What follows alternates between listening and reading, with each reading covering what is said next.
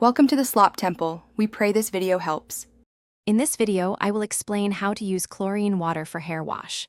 Begin by testing chlorine levels and adjusting water flow to gentle pressure. Wet hair briefly, then apply a clarifying shampoo designed for chlorine removal. Rinse thoroughly with cool or lukewarm water to close the cuticle. Follow with a deep conditioner or leave-in product to restore moisture and protect strands after exposure. Start by rinsing hair with fresh water for at least 30 seconds to reduce chlorine uptake. Apply a lightweight oil or leave-in conditioner to coat strands and slow chlorine binding. Use a wide-tooth comb to evenly distribute the product and detangle gently.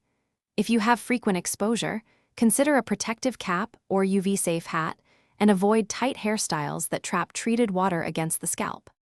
If you are finding this video helpful, please subscribe and like to support the channel. Quick recommendation: the Echo Dot smart speaker is great for playing timers, tutorials, or relaxing music while you do hair care in the bathroom, and it fits any space with ease. Check the description for the link and other deals, and enjoy the convenience it brings to your routine.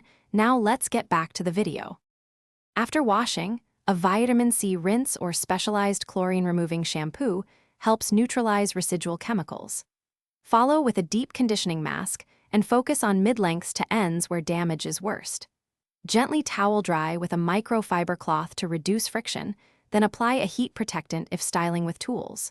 Maintain regular trims and limit heat styling to keep hair resilient against repeated chlorine exposure. Thanks for watching. Consider subscribing if we helped you.